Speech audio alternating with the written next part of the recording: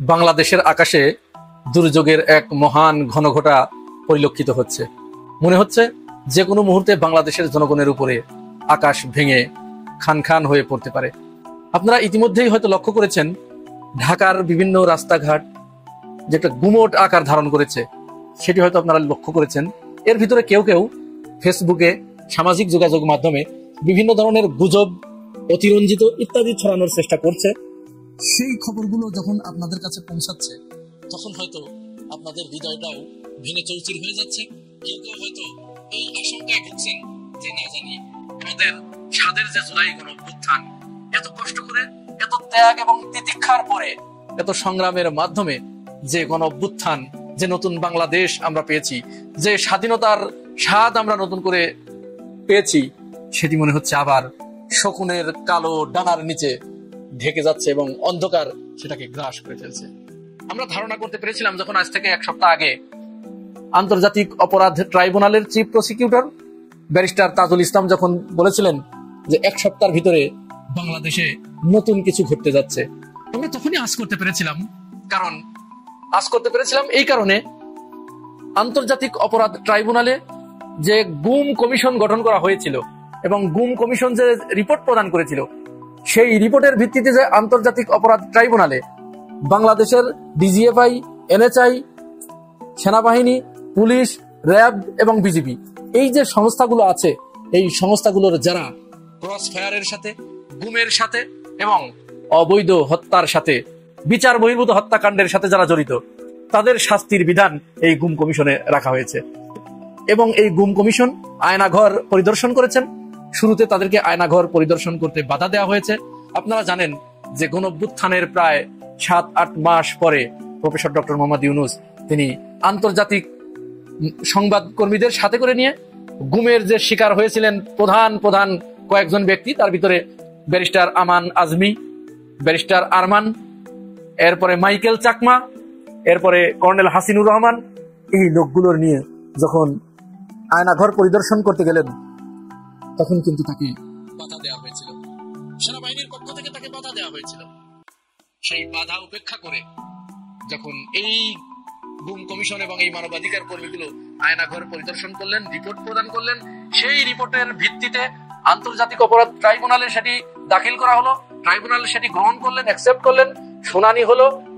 শুনানির পরে গতকাল আন্তর্জাতিক অপরাধ ট্রাইব্যুনাল শেখ হাসিনা সহ মোট 30 জনের উপরে একটি গ্রেপ্তারি পরোয়ানা জারি করে, ওয়ারেন্ট ইস্যু করে।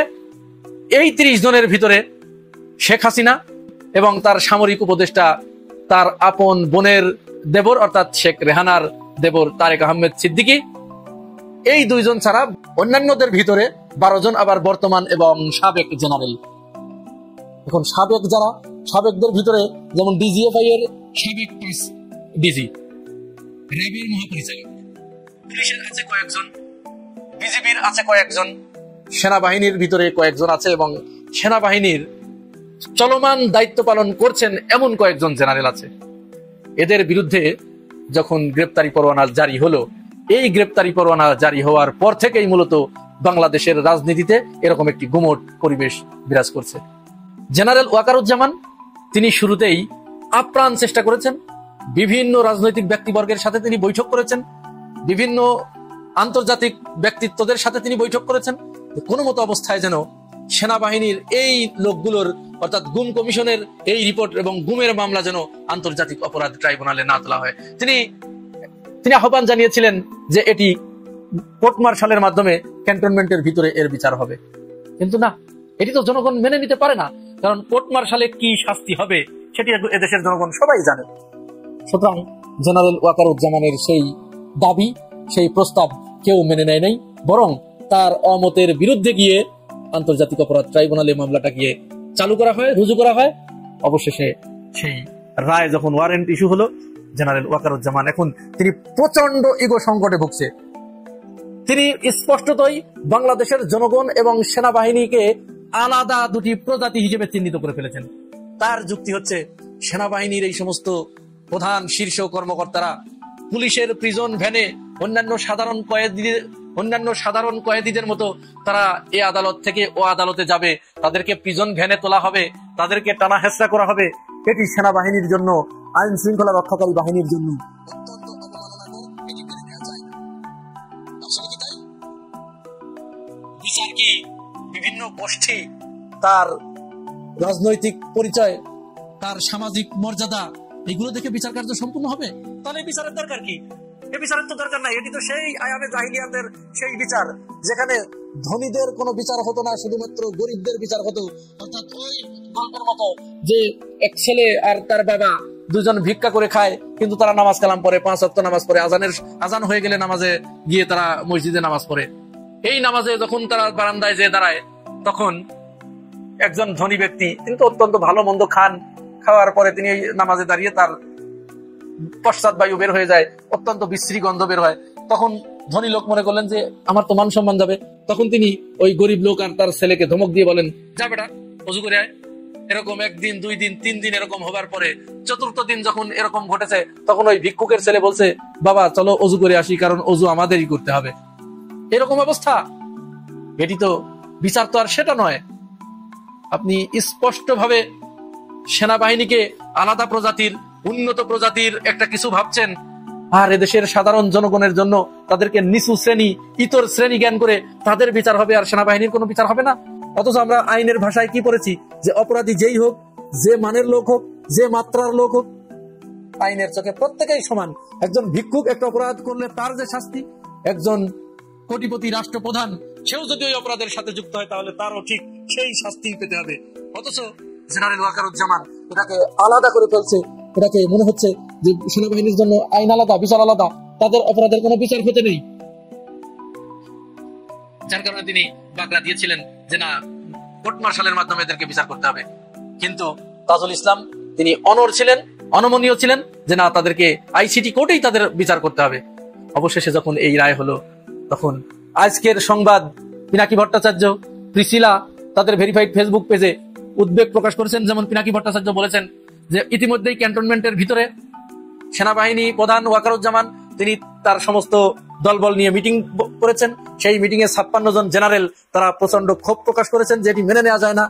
আমাদের সেনাবাহিনীর এই সমস্ত কর্মকর্তাদের বিরুদ্ধে গ্রেপ্তারি পরোয়ানা, তাদের বিচার হবে, এটি কোনো মতো অবস্থায় মেনে নেওয়া যায় না। কিন্তু সেনাবাহিনীর নিচের দিকের অপেক্ষাকৃত মিডল থেকে লোয়ার ক্লাসের যে অফিসার গুলো, তারা বলছে না, এটি সঠিক আছে, এটি করতে হবে, বিচার প্রত্যেকের জন্য হতে হবে, যারা অন্যায় করেছে তাদের বিচার করতে হবে। এই নিয়ে চাপা একটা উত্তেজনা ক্যান্টনমেন্ট থেকে মনে হচ্ছে বাংলাদেশের রাজপথে ছড়িয়ে পড়েছে। কিন্তু এমনটি তো হবার কথা ছিল না। জেনারেল ওয়াকারুজ্জামান, আপনি ইগো ত্যাগ করে 5 আগস্টের পরবর্তী সময়ে যেভাবে আপনি প্রাথমিক অবস্থায় আপনার অবস্থান যাই থাক, শেখ হাসিনা আপনার আত্মীয় স্বজন যাই হোক, আপনি যেমন ছাত্রদের বুকে গুলি চালাতে অস্বীকৃতি জানিয়েছিলেন, সেই সময় আপনি ছাত্রদের, সাধারণ মানুষের, আপামর জনসাধারণের ভালোবাসায় সিক্ত হয়েছেন। আপনি এটি ধরে রাখতে পারতেন, কিন্তু আপনি সেটি না করে আপনি শেখ হাসিনাকে এই বাংলাদেশের মাটিতে পুনর্বাসিত করার যে চেষ্টা আপনি নিভৃতে করে যাচ্ছেন, এটি আপনাকে জনগণের অন্তরের ভিতর থেকে ক্রমান্বয়ে বের করে দিচ্ছে। আমরা বিশ্বাস করি সময় এখনো শেষ হয়ে যায় নাই। আপনার এখনো সুযোগ আছে সমস্ত ষড়যন্ত্র প্রতিহত করে, সমস্ত ষড়যন্ত্র, লোভ, লালসা, দুনিয়াবি সমস্ত লাভ লোকসানের মায়া ভুলে গিয়ে আপনি বাংলাদেশের মানুষের দিকে, বাংলাদেশের জনগণের দিকে, বাংলাদেশ ভূখণ্ডের দিকে নজর দিয়ে যদি আপনি মানুষের কাতারে, বাংলাদেশের জনগণের কাতারে দাঁড়াতে পারেন, তাহলে দেশের জনগণ যুগ যুগ ধরে আপনাকে স্যালুট করবে, আপনাকে শ্রদ্ধার সাথে স্মরণ করবে, আপনি দেশের মানুষের হৃদয়ের ভিতরে বেঁচে থাকবেন। কিন্তু আপনি যদি ওই ইগোর বশবর্তী হয়ে অন্য কারো প্ররোচনায় পড়ে আপনি যদি কোনো সিদ্ধান্ত নেন, বা আপনার দ্বারা যদি আবার বাংলাদেশের স্বাধীনতার সার্বভৌমত্ব যদি হুমকির মুখে পড়ে, আইন শৃঙ্খলা যদি হুমকির মুখে পড়ে, ভেঙে পড়ে, বা রাজনৈতিক অস্থিরতা যদি আবার নতুন করে তৈরি হয়, আর এই সুযোগে যদি পতিত স্বৈরাচার, গণহত্যাকারী ওই আওয়ামী লীগ যদি আবার এদেশের মাটিতে প্রবেশ করে, তাহলে কিন্তু আপনি হয়তো, মানুষ যাই হোক, আপনি আপনার বিবেকের কাছেও কোনোদিন সুখী হতে পারবেন না। আপনার বিবেক আপনাকে